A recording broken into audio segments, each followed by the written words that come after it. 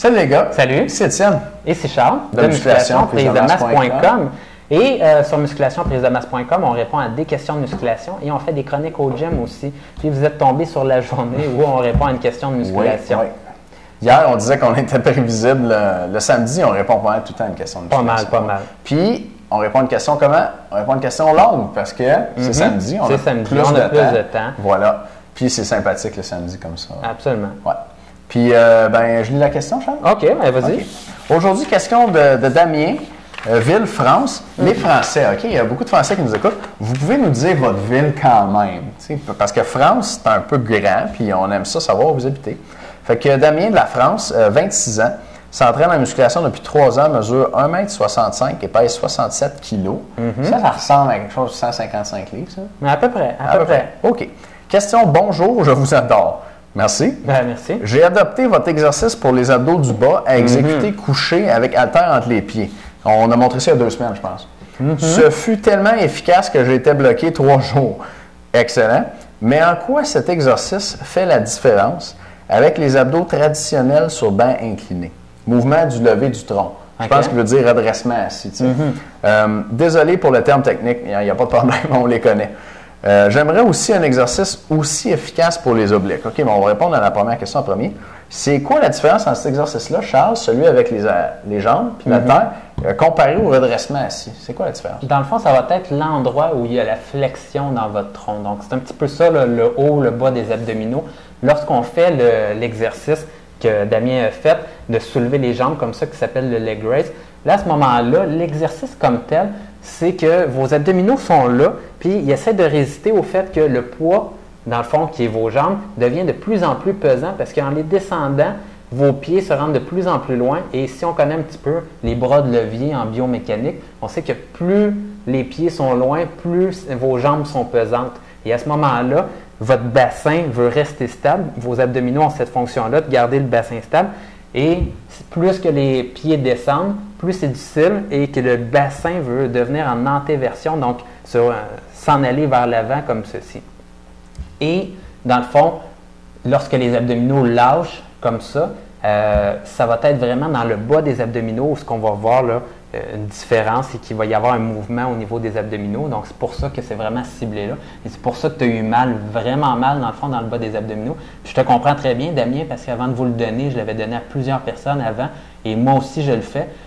Une chose, c'est que l'exercice est très efficace, mais l'autre chose, c'est que on le fait en force. Et si vous le faites sur à peu près du 8-10 répétitions avec un poids pesant, à ce moment-là, ça va vraiment faire mal. Et souvent, là, on est 2, 3 ou 4 même jours où on est vraiment raqué dans le bas des abdominaux. Damien, tu aimerais un exercice aussi efficace pour les obliques. On va prendre ça en note, puis on va t'en préparer un au gym pour les semaines prochaines, parce que c'est difficile à montrer comme ça ici au studio. Là. Deuxième question. D'autre part, mon objectif est de découper la totalité du haut de mon corps sans forcément prendre plus de masse. Donc, est-ce que je dois quand même prendre la valeur de protéines que vous préconisez? Et quelles seront les autres conduites à tenir pour y arriver sans faire de la nourriture mon ennemi juré? On va commencer par les protéines. Les protéines, la réponse c'est oui. La recommandation, on l'a faite pour qu'il y ait une recommandation pour à peu près tout le monde dans à peu près toutes les situations. C'est ton poids en livres plus 10. En France, vous utilisez les kilogrammes. Donc, vous multipliez votre poids en kilogrammes par 2,2 et ça vous donne votre poids en livres. Donc, 1 kg, c'est 2,2 livres. Donc, tu commences par multiplier 67 par 2,2 et puis tu ajoutes 10 à ça, puis tu vas connaître la quantité de protéines à manger par jour. Donc, ça, oui, c'est la même recommandation. Puis les autres conduites à tenir pour y arriver, sans faire de la nourriture ton ennemi juré, on va revenir avec les recommandations générales sur comment devenir cut, dans le fond, comment devenir découpé. Mais pour ce qui est de la nourriture, il y a un truc que je peux donner assez simple pour ça, si tu veux continuer à manger autant, c'est de faire beaucoup plus d'activité physique. Parce que pour perdre du poids, ça prend un déficit énergétique. Il faut manger moins de calories qu'on en dépense. Il y a 3 façons de faire ça. On peut couper les calories, on peut dépenser plus d'énergie ou on peut faire les deux en même temps. Mais toi, si tu n'as pas envie de couper les calories, tu peux juste augmenter ta dépense énergétique et puis tu vas avoir un déficit énergétique et puis tu vas maigrir sans avoir à couper dans la nourriture et à faire de la nourriture ton ennemi juré. Donc ça, c'est une façon de faire si vous ne voulez pas vous priver. Et puis, comment on fait pour maigrir? Nos recommandations générales sur la perte de poids? En général, c'est couper un petit peu les calories. Il ne faut pas y aller trop drastiquement, donc tu ne coupes pas toute ton assiette. Mais si tu vises à peu près 500 calories dans ton alimentation, écoute, un bon conseil, c'est de regarder un petit peu sur ce que tu manges. Là. Tu sais, ta boîte de céréales, ta pinte de lait, les pâtes que tu manges, puis de regarder ça pour des portions. Puis juste d'avoir en tête un petit peu à quoi ça ressemble, 500 calories, ça va te donner une idée de qu'est-ce que tu dois couper dans ton alimentation. Et souvent, c'est un petit surplus finalement qu'on mangeait et qu'on n'avait pas vraiment faim pour. Donc, si tu coupes 500 calories par jour, ça va te donner 3500 à la fin de la semaine. Et 3500, c'est la valeur énergétique pour une livre de gras. Donc, si tu coupes 500 par jour, tu vas perdre une livre de gras à chaque semaine. Et c'est une bonne stratégie comme ça. On ne veut pas perdre trop vite. On veut perdre quand même assez vite. Donc, une livre, c'est le bon conseil. Perdre 10 livres en un an, c'est pas, même pas satisfaisant. Ouais. On veut le perdre un petit peu plus vite que ça. Mais c'est vrai qu'il ne faut pas en perdre trop vite parce que si on perd du poids trop vite, on va perdre plus de masse musculaire avec le poids qu'on va avoir perdu. Et puis, en général, la masse musculaire, on veut la garder, on veut découper, on ne veut pas devenir comme maigre. Je pense que c'est important aussi de revenir là-dessus. Damien, écoute, il y a plusieurs personnes qui pensent encore qu'on doit faire un entraînement spécial lorsqu'on essaie de, finalement, là, comment j'appellerais ça, découper notre corps. Donc, on pensait souvent qu'il fallait faire, par exemple, des 30 répétitions, s'entraîner en endurance, puis ça allait découper nos muscles. Donc, ça, c'est faux.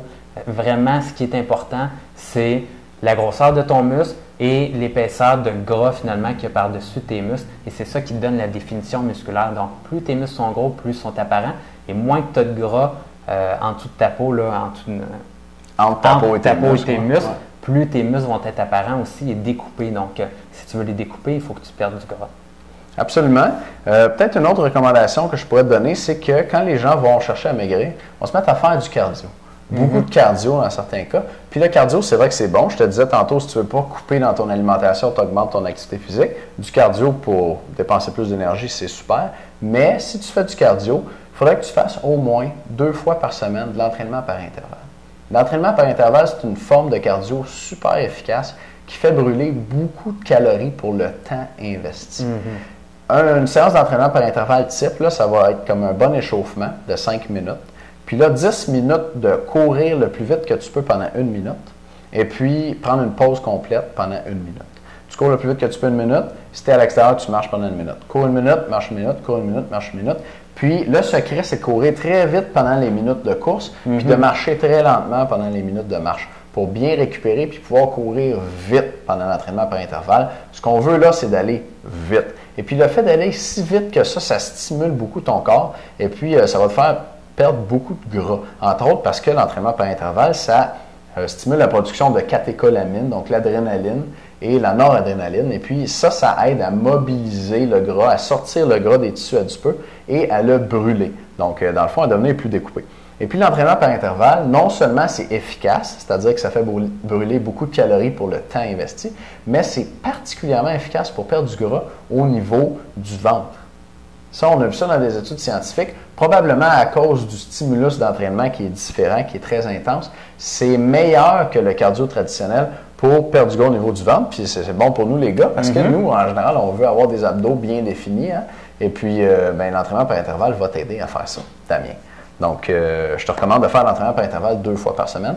Pas plus que 2 fois par semaine parce que c'est dur sur le corps, l'entraînement par intervalle, et tu pourrais te surentraîner si tu en fais plus que 2 fois par semaine. Donc, 5 minutes d'échauffement, 10 minutes, 1 minute rapide, 1 minute lente, puis 5 minutes de retour au calme où tu jogues tranquillement pour, dans le fond, pas arrêter ça, là, couper ça trop sec, ton entraînement.